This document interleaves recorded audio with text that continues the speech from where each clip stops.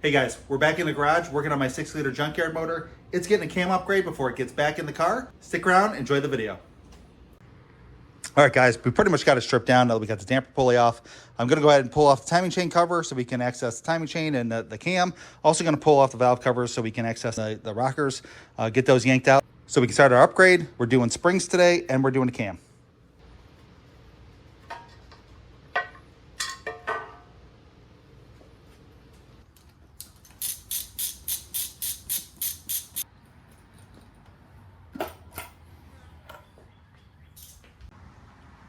Okay, now I've got the valve covers off. I should note too, I've already pulled the spark plugs out because I'm gonna be spinning the motor to get it on top dead center.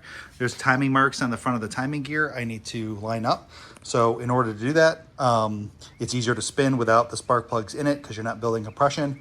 You can see that this rocker is compressing this spring. So what I'm gonna do is I'm gonna loosen up every single rocker that does not have pressure on it. Then I'm gonna spin it until there's no pressure on the remaining rocker. It looks like this one, and this one maybe slightly, but I'll know better when I spin. But I'm gonna go ahead and spin it and get pressure off of them, then I can loosen up the rocker. Then I can take that out as an assembly. So I'm just gonna spin the motor around, and what I'm looking for are what valves have pressure. And you can see, let me get you in here. Now you can see that these two have pressure on them and these do not. So I'm gonna remove the bolts from each one of these, and then I'm going to spin the motor until these come up, and then I'll release the bolts on those. And I'll remove this. This is a pedestal mount rocker assembly, so I'll be able to remove the whole thing as a single unit.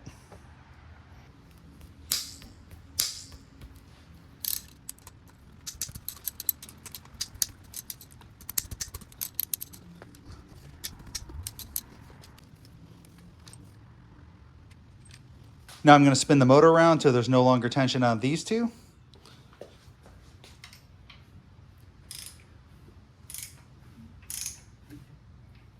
And I'm there, you saw those come up.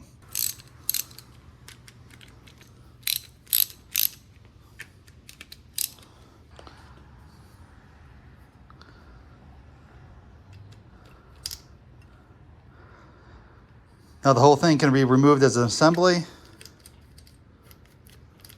Once you verified all these are loose.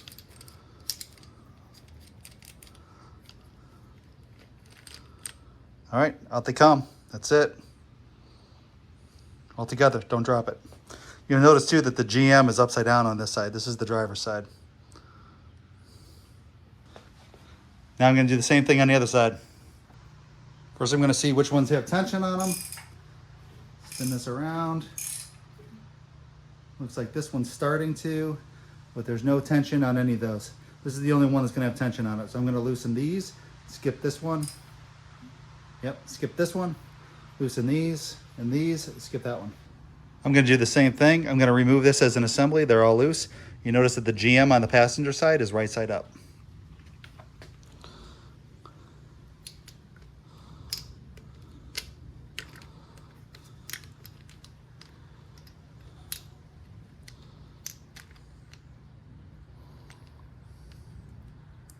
There it is, there's your rocker assembly. One thing I noticed is that all of these on both sides are shiny, except for this one. This one has a dull appearance. So guys, leave a note in the comments. Let me know what that means. Is that something to worry about, or should I not? I am actually replacing all of these. I got new ones with the kits, but you can kind of see the difference here. Shiny versus not. It's got some... I don't know, you tell me.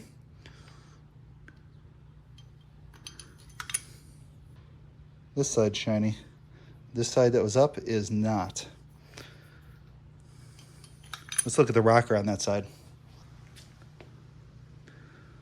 This is the rocker that matches that push rod. It looks okay, but let's look at a different one. All right, so I'm installing a Brian Tooley Racing Truck Norris cam, and it requires new valve springs. So I have new valve springs and I have new valve seals. I'm going to go ahead and replace those. You can see I've already put the spring compressor. It actually bolts into two places where the rocker arm bolts go. I already installed that. I'm gonna hold the valve open with this tool. My buddy Bill let me borrow it. Long story short, it threads into the spark plug hole, and I run some compressed air, and it will hold the valve open while I compress the springs. You can see the keepers, these two moon-shaped pieces in there. What I'm gonna do is I'll compress the spring, it'll expose the keepers, I'll slip the keepers out with a magnet, or release everything, and then I can remove the spring, I can remove the seal, and then replace them, and then you basically do everything in reverse order, and then you do it times all 8 cylinders. So I'm gonna run about 70 PSI in this. Did some looking on the internet. Some people run as low as 50 or 60. Other guys recommend as high as 90. I'm gonna try 70 as long as the valve stays up. I'm gonna go ahead and use that method. The other method is top dead center, but guys that have these tools recommend this is quote unquote the safer. I don't know what's safer about it, but if you agree, go ahead and put a comment down and tell me what method you use, and if you'd recommend this, or if you do the top dead center, and what you've had the most luck with. All right, let's get to it.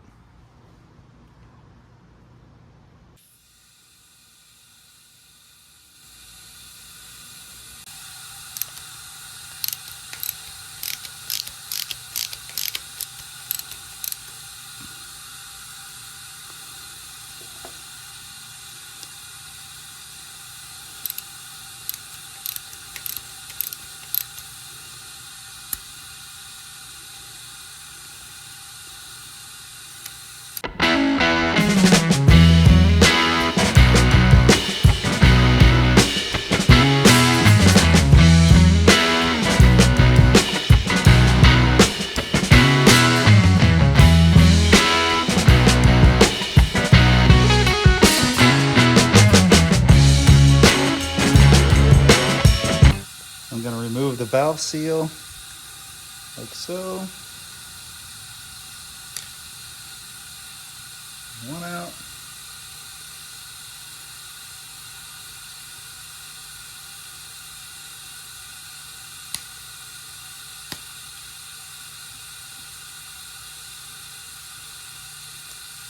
Two out.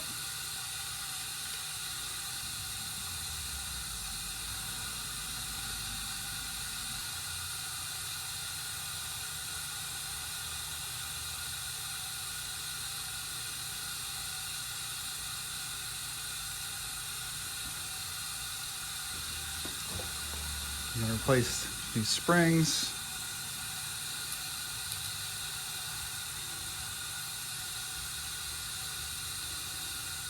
Reuse. There's no caps here.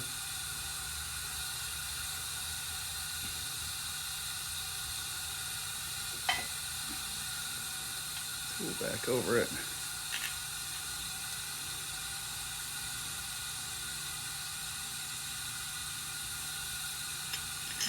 These.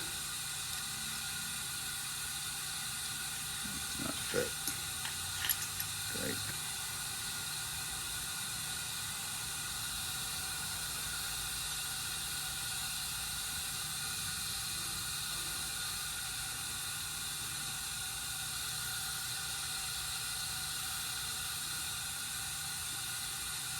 I'm going to tighten this back.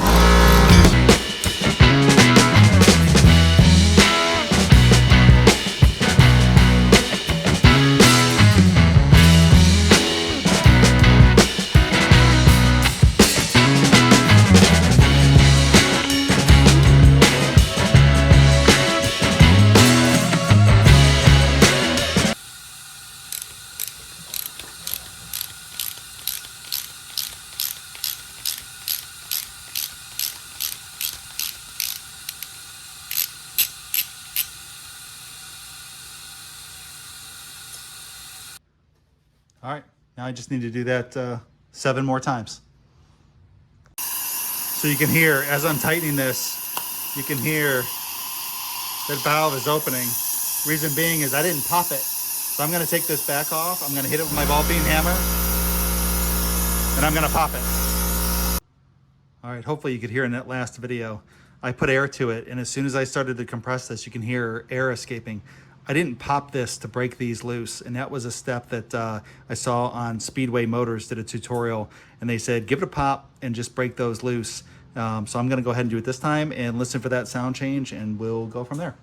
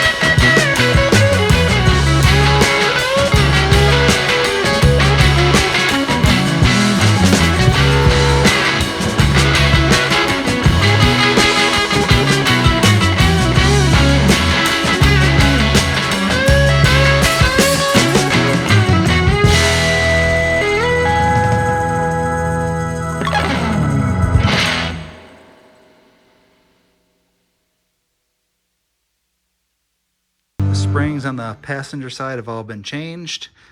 Keepers have been replaced, new seals installed. Now I'm ready to move on to the driver's side. Repeat the process. I'll be honest with you, I've probably been at about a half an hour, so it took me about a half an hour to do one side. So I'll just keep cranking away, and yeah, we'll finish these last 4, and then we'll go to the cam. That's it. All the springs and seals have been replaced in both heads. Done. Took me about an hour and a half total. I wasn't in a big hurry, and this is my first time doing it, so hey, not too bad. It wasn't that hard. It was pretty straightforward, and yeah, so we'll know for sure when it runs for the first time, but for now, all's good. Guys, we're back in the garage today. Hey, I'll be honest with you. I don't know how long it's been since I've been in the garage. I probably started this project before vacation, before we went to the Good Guys show. It's literally been weeks. In fact, I'll be honest with you. I borrowed my buddy Bill's tools to do the springs and hold the pressure in the valves and cylinder while I did the springs probably 2 months ago. So this is by far the world's longest cam swap on an LS motor. It has taken me 2 months. Anyways, long story short, we're back in the garage. I'm about to uncover it here. See it right here. I'm about to uncover it here, and we're gonna get to work. We gotta get this thing done. I wanna get this thing back together. I should be driving it already. I should have been driving it last year if it wasn't for that disaster, which click on my other videos to see that mess. Anyway, it sounds like an intro. This is the middle of a video. For you guys, it was instantaneous. For me, it's been months. At least a couple weeks since we did these springs on this guy. So I'm gonna uncover it, take this official cover garbage bag off, and yeah, let's get to it. All right, so now that I got the timing chain cover off, what I wanna do is I wanna line up this timing mark on this sprocket with, I don't know if you guys can see down there. Let me zoom in a little. There's a timing mark on this sprocket. So this is the sprocket on the crank. We're gonna line up that mark with this mark, which you can see right now they are not aligned. I'm also gonna take note of where the pin is on the cam. It should point to number 1, which is over there. So let's spin it around and let's get these lined up and see if that happens. All right, I don't know if this is the best angle, but we're gonna give it a shot. Again, the mark here, we wanna get to the bottom, so it's pointing on the crank gear. So we're just gonna spin it around. Perfect timing for the lawnmower to go by. So there it goes towards the bottom. We're almost at the bottom. Give it a little, see if I can't get in there. Get those two lined up. They're close, but they're not quite there. So let's give them a little bump. Let's see if we can't get those right over top of each other. Basically, I want this tooth pointing at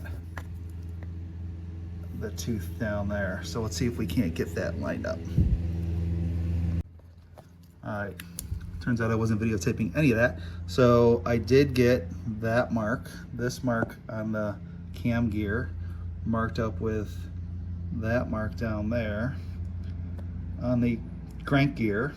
And I essentially have the tooth that one's over pointing directly at the tooth that one is on. So you guys can see that. So that's how they're lined up. Get a better shot of that. There you go, that's a good shot. Tooth point at tooth. All right, next step is to take the sprocket off on the cam gear. My cam sprocket's lined up with my crank sprocket. I still have my mark on my tooth. I don't know if this will be handy or not, but it'll be helpful to know what tooth that was on. But let's go ahead and pull this off. Pull the sprocket off.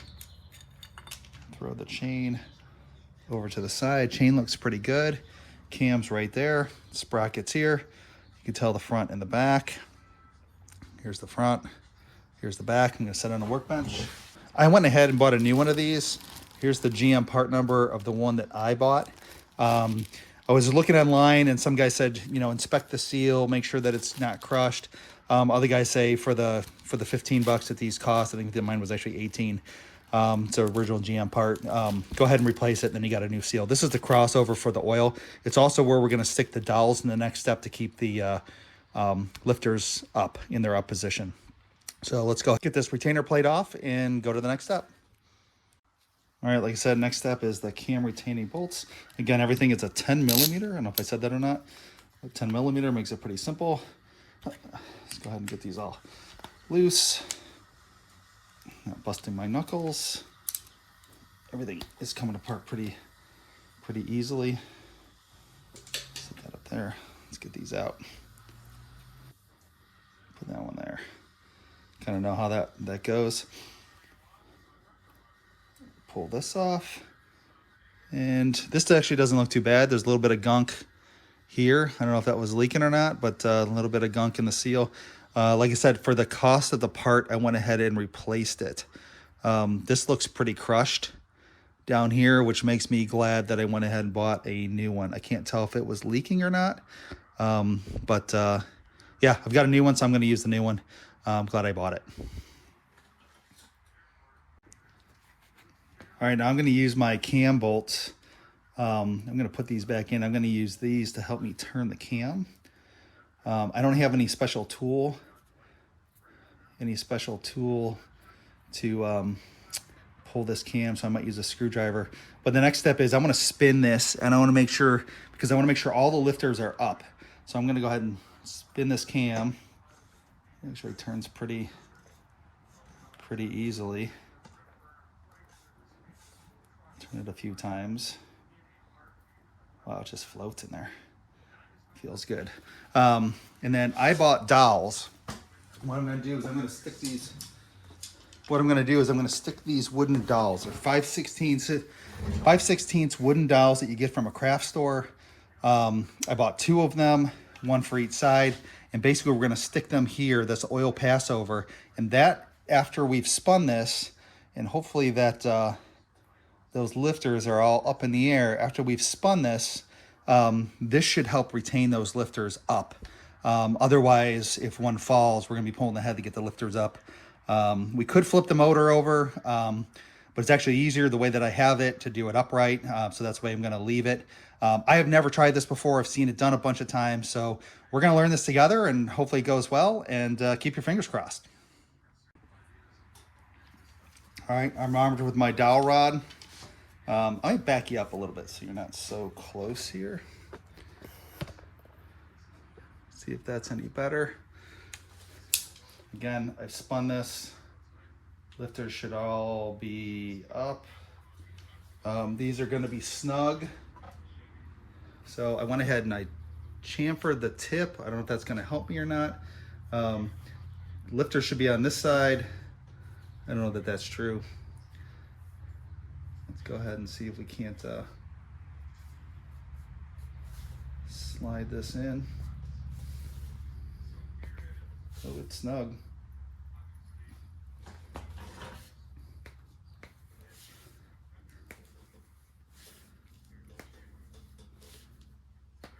All right, it bottomed out on that side, so let's go ahead and do the other side.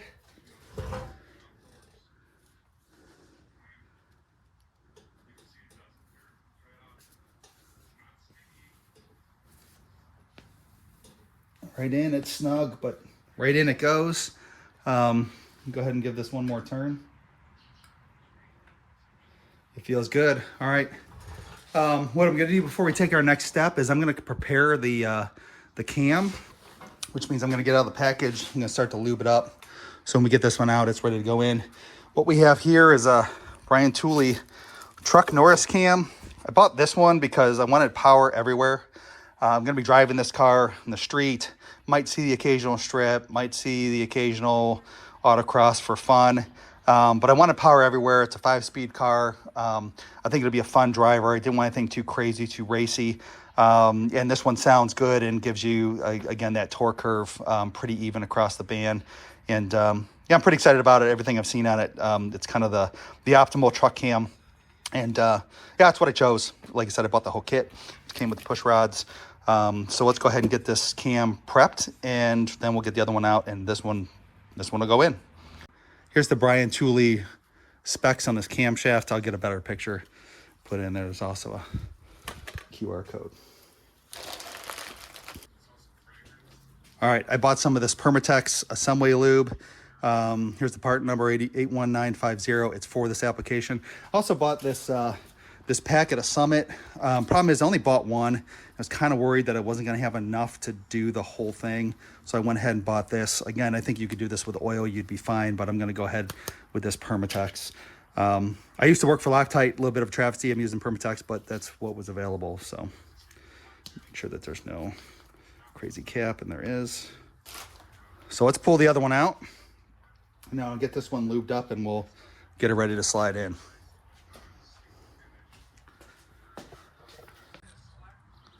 All right, let's get this cam out here.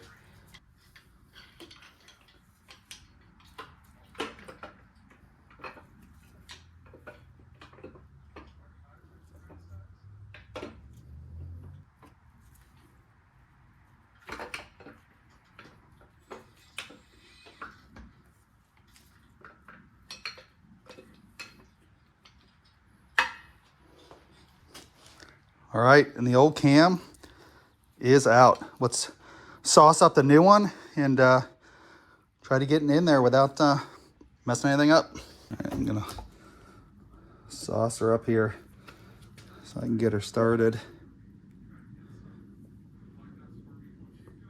It doesn't take a ton, but I'm gonna give everything a coat here.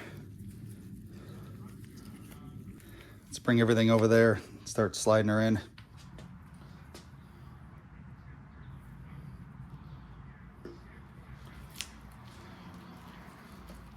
Get this one real well.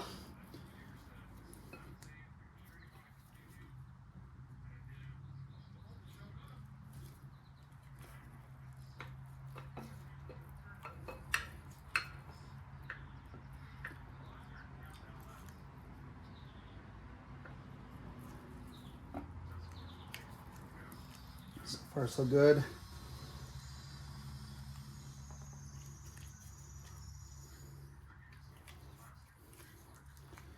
Let's butter this up.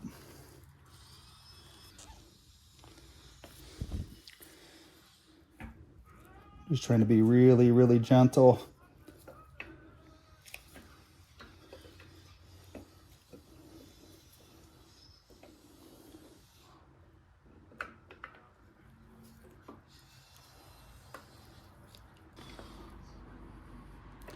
Screwdriver gives me a little bit of leverage. I'm sliding things in here. Trying to be gentle, don't nick anything.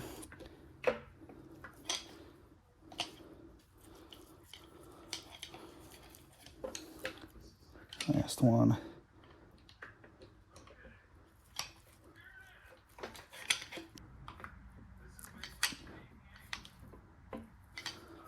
All right, folks. We are in. That feels good. Feels good. Nice and tight.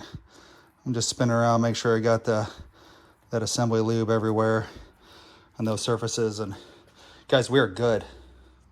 All right, reverse operations. Let's go ahead and pull these dowels out. There we go. Yeah, they're snug in there. But they worked. You can see where they rode along.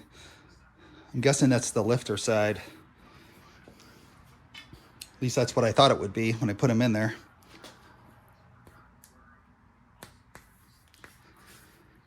Hopefully it's not spinning the lifters as we pull them out. Yeah, nice and tight. You can see where we're riding. Kind of missed the mark a little bit there on my chamfer, but hey, they went in. No issues. Worked just like they said it would.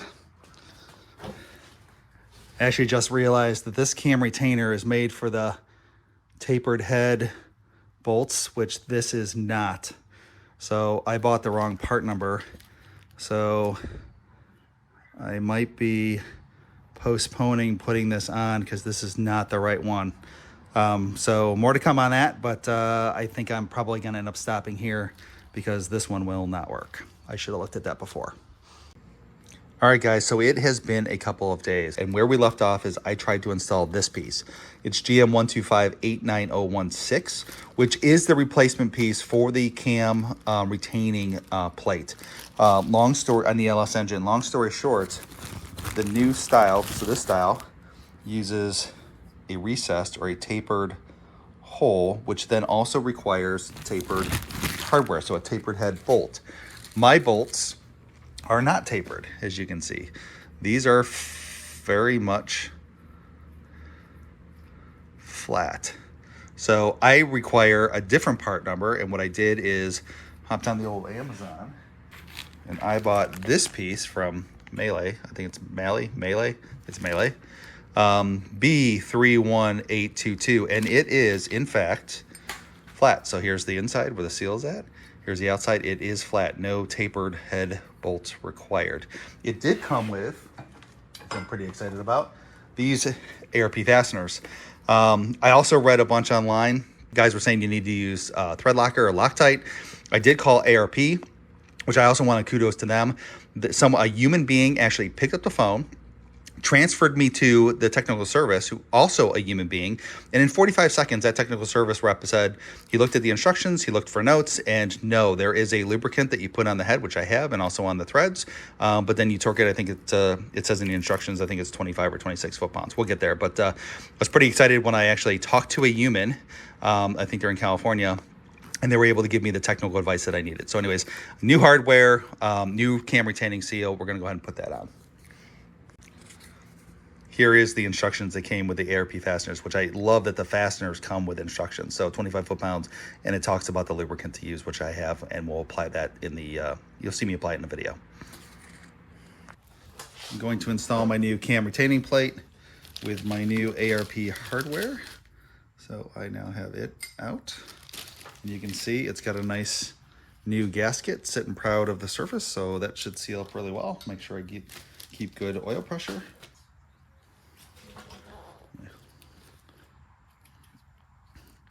I'm gonna coat a couple of these, just a little bit of lube on the threads, and then on the other side of the head.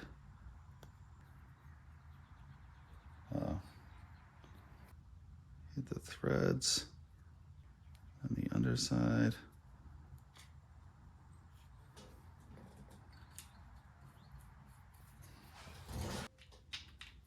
Okay, I've got them all hand tight. I'm going to sneak up on it. I'm going to snug all these down. crisscross pattern like it suggests.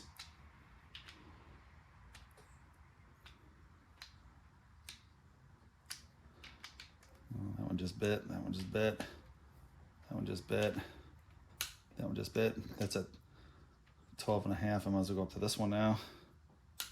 That's what I have my torque wrench set to, is 12.5 foot-pounds, which is half of the 25 that it's required. So go ahead and move this to 25. I am on 25 if you can see it. Back you out here just a skosh. All right, let's go to the middle here. 25, 25, 25, 25. Let's go around the horn one more time, just verify. 25, 25, 25, 25. There we go. We're torqued. Now we got to put the cam sprocket back on. Let me get you in here. Long story short, remember we got to line this hole up, this hole in the bottom, with the mark that's on the timing set. So what I'm going to do is I'm first going to put this on. I'm going to align it with the dowel. Line it with the dowel, which I did. I'm going to point it straight down. Here's the timing mark pointed straight down. This is pointed, so the dowel is pointed to the number 1. Everything looks like it's going to spin free like it's supposed to. So now I'm going to take it with the timing mark straight down, this one, straight down. I'm going to pull it back off. I put some assembly lube on there. I'm going to pull the timing gear back up. I'm going to slip the sprocket back in here. I'm going to go ahead and hope that my teeth all line up like they were. All right, now I have that mark lined up with the other mark right below it. If you can see how close that is. They're pointing at each other. Long story short, the important thing is that I mark up. The dowel is in the hole, the bolts are lined up, and that timing mark down there, down here on that timing, on that sprocket, is lined up directly below this sprocket, and you can see. So we should be good to go. Now I'm going to take these fasteners back out one at a time, put some thread locker on them, and then we'll torque them down. To each one of these, you can see where the thread's engaged. I'm just going to hit it down there. It doesn't take a lot. A little bit of insurance. Torque spec on the cam sprocket bolts, working time's about 5 minutes, so I got a little bit of time, is 25 foot-pounds. Thread locker is an anaerobic, which means it cures to a hard plastic in the absence of oxygen. So when those threads get sealed in there, this will cure, and it will cure to a hard plastic. That's why heat does such a good job of cleaning it up, getting it out. So I'm just gonna put a little bit on there. Here's some insurance. Here's 13, because that's the way I like to do it. And I'm gonna hit them, snug them all down a little bit. There's 13, there's 13, there's 13. Now let's hit them at 26, which is the spec.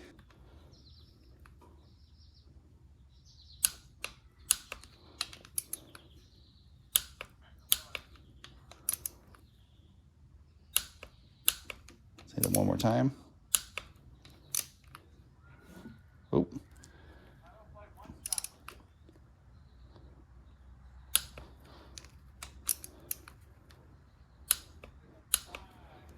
That's what happens when you tighten it without the spark plugs in it. So make sure that this is tight because I do not want this coming loose. All right, 26 foot-pounds it is. All right, so my kit did come with new push rods. These are stock length push rods. And again, because this was a kit, and I did not take the head off, I didn't change gaskets, I didn't do any of that. I trust that the measurement they have on this is correct, but I did watch a Richard Holder video where he shows how to measure for correct push rod length using a push rod, so if it's too long or too short. But like I said, I'm pretty confident that what they sold me is the right length. I am going to put a little bit of assembly lube on the end, each end, and stick it in there. Actually, I put it on this end and stick it in there, and then before we put the rockers on, I'll go ahead and put some assembly lube on it. So let's get that done.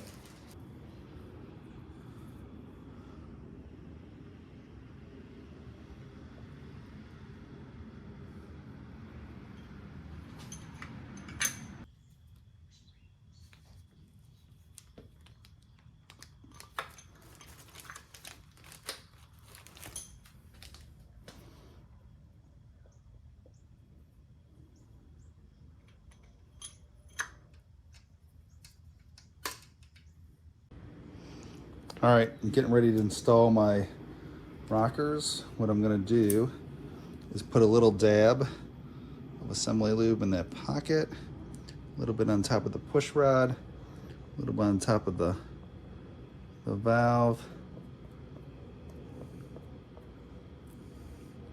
I'm gonna throw this in there. This way everything is well lubricated. This is probably belts and suspenders, probably a little bit of overkill. This engine was a running engine. These are new push rods though. Break those in properly.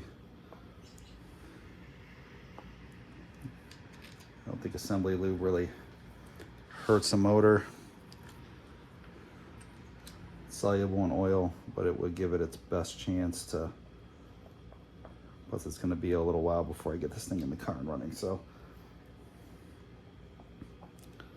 I'm not gonna be shy. I'm not making a mess, but I want to make sure all my surfaces are coated. I'm just gonna snug all these down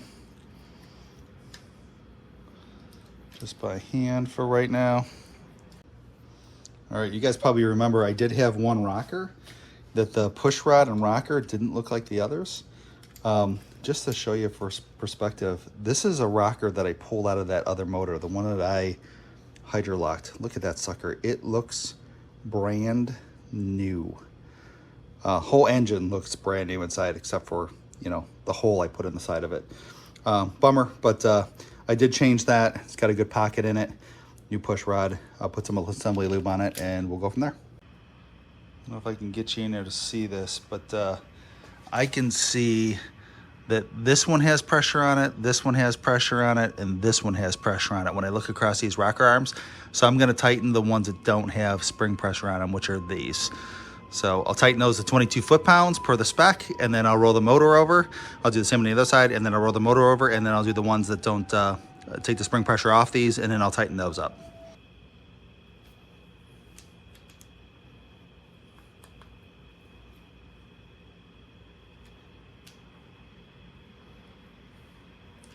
Sneak up on it.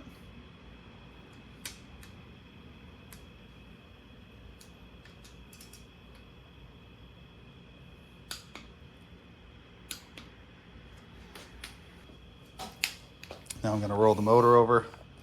You should be able to see spring pressure come off this one, and off this one.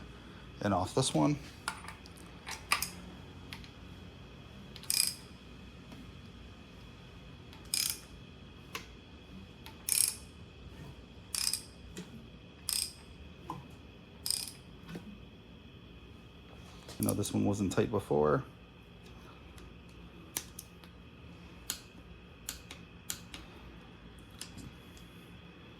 "22 foot-pounds, 22 foot-pounds,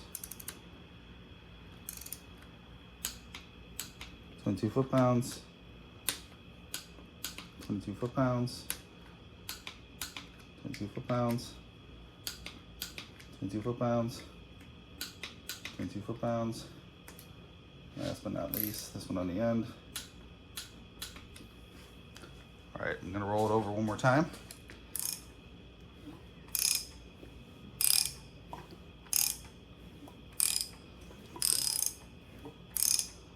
Everybody's valving.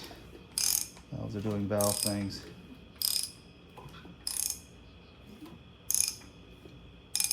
Oh.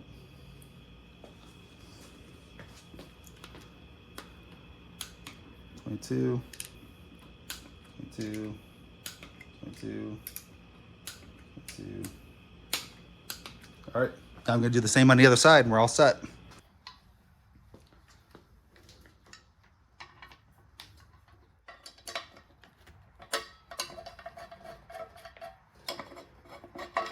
I have the timing cover installed in front of the block. You can see I've got everything kind of by hand. There's still a little bit of movement here, which is okay because I'm gonna use the crank pulley to line this up. I don't have the tool that aligns it to the crank, centers it on the crank pulley or on the crank. So I'm gonna go ahead and use the crank pulley to do that. So I want these a little bit loose so they can move, and I'll let that line it up. And then when I'm done, I'll put the oil pan on and use the oil pan to line it up and down.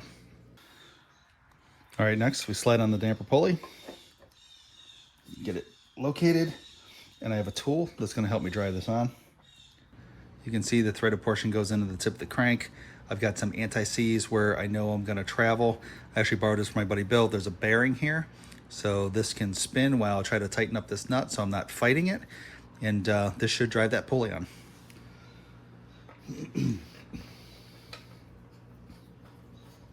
Sure it's on nice and straight.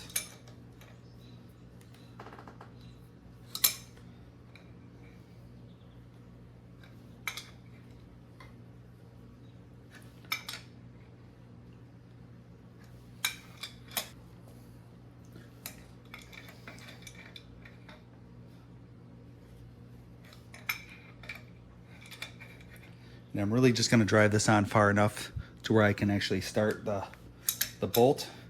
And the factory spec calls for, or the torque spec calls for the use of an old bolt or one that's previously used I think it's 220, I'll look it up, 220 foot-pounds. And then install the new bolt, tighten it up, I think 37 foot-pounds, and then rotate that bolt, that head, 140 degrees. It is a torque to yield, one-time use bolt.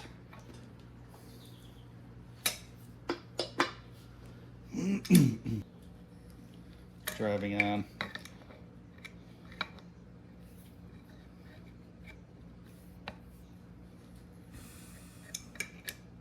I did install the spark plugs to keep the engine from wanting to turn over. So it's fighting the compression right now, which is a good thing. And then I'll get a helper to hold the crank while I actually tighten this up to torque.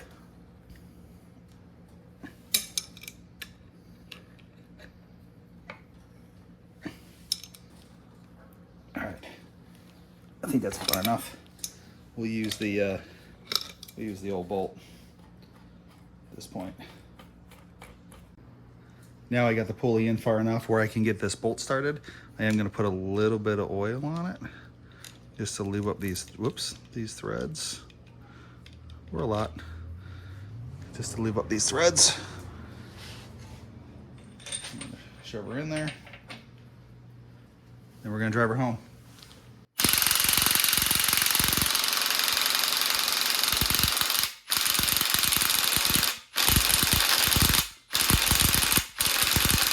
All right, I used setting number 1.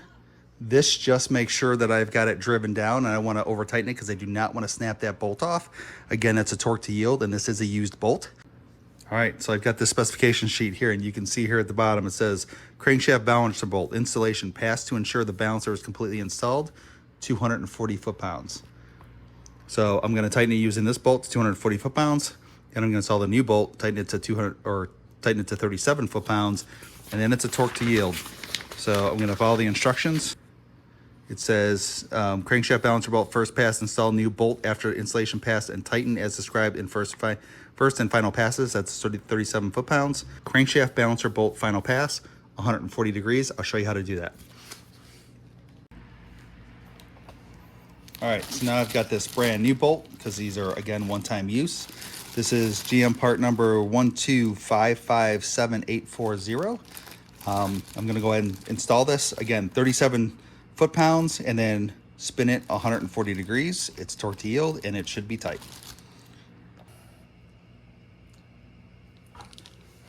All right, got my torque wrench set to 37 foot-pounds. I'm gonna go ahead and tighten it down.